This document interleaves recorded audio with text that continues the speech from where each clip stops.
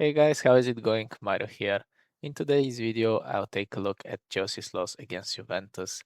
I'll try to review the game. Should we be worried? It's a second game in a row that Chelsea are losing. Of course, it's still preseason, but it's nice. I think it's nice to talk about these things. We'll also take a look at the starting 11 and which players got what amount of minutes. And I'll give you my three takeaways that I had for the game. So let's get to the starting 11. Now we can see that in goal it was Sanchez who got the nod. In my preview, I had Penders, of course, to start. The reason for that was because Sanchez was carrying an injury last game, and so he didn't feature in the Spurs game. But apparently he was fit to start, so he got 45 minutes. For the second half, it was Penders who came on. So we still don't know who will be the number one goalkeeper for the season, for the start of the season at least. It's looking like it would be Sanchez, but it's still early days, so I think there will be some developments there. We'll see how it goes.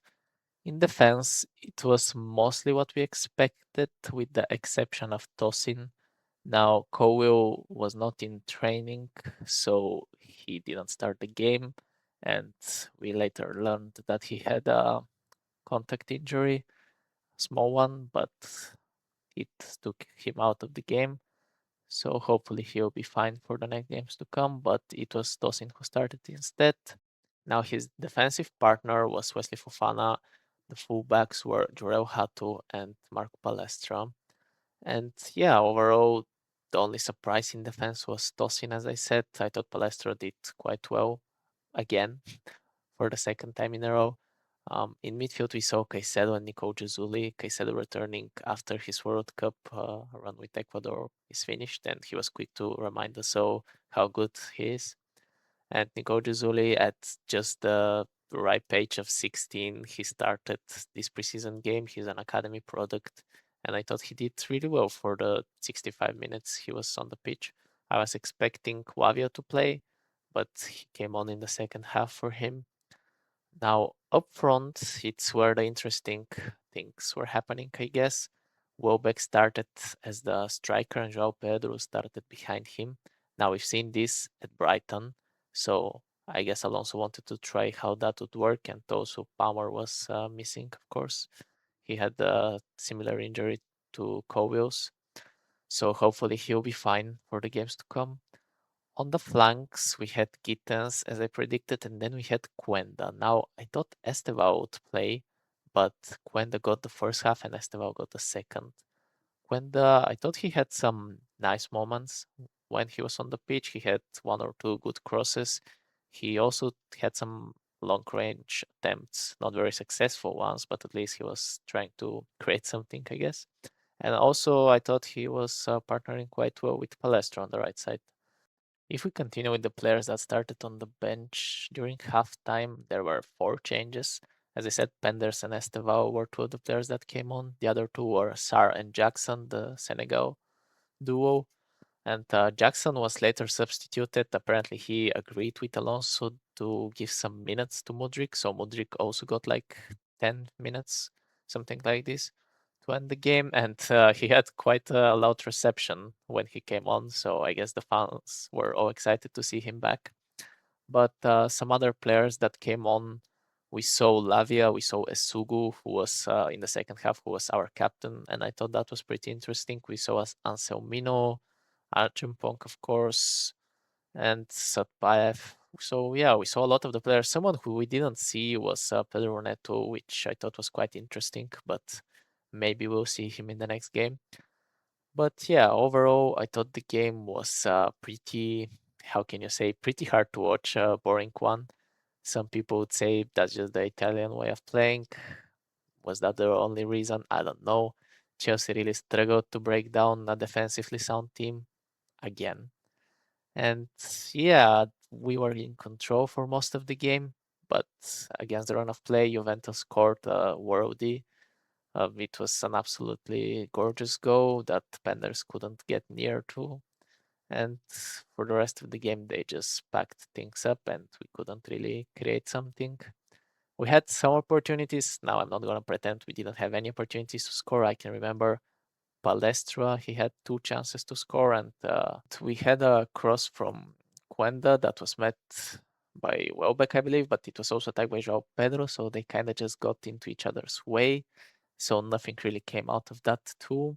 But yeah, overall the game was a pretty hard watch, but I had some takeaways that I wanted to share with you guys.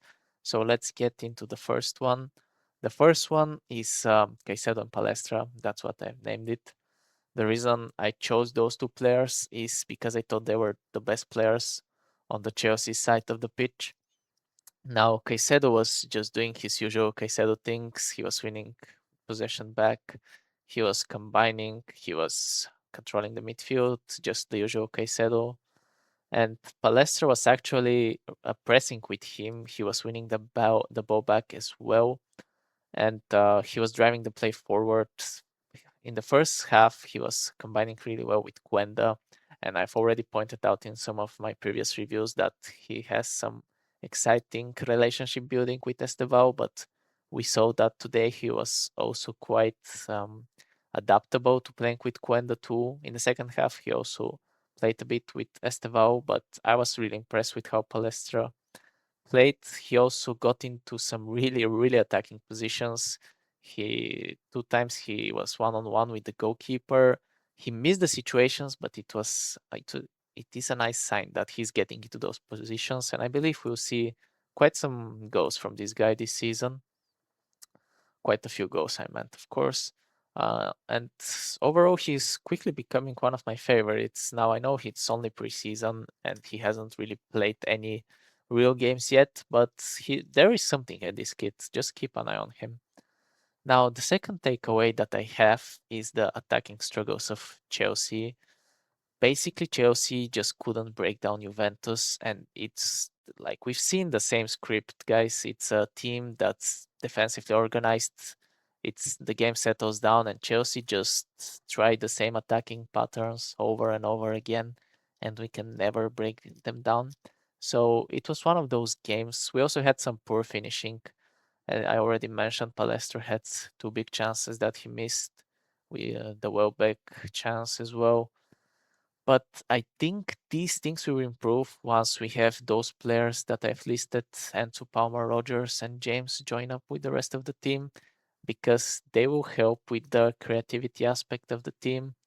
Now Palmer is injured, but hopefully he'll be back soon enough. And the other three, they went far into the World Cup, so they'll be the last players that will join the squad. But hopefully they'll be available to at least start the Premier League season with. And if we continue with the takeaways, the third takeaway that I have is Cowell and Palmer. Now, I mentioned they were injured, and after the game, Alonso was asked about it. He said that the England duo both missed out because he didn't want to take any risks. That's a policy they have in preseason. I thought he said it's zero risk preseason or something like this. I'm not quite sure. He said that they both had some discomfort during because of contact during the trainings. So yeah, we'll see how when they are back. Hopefully they'll be back for the next game. He said it's not a big thing, but we want to be cautious.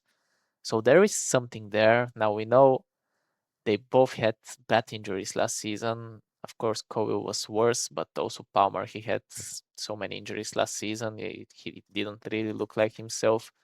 So I'm really hoping it's nothing major and we see both of them on the pitch soon enough.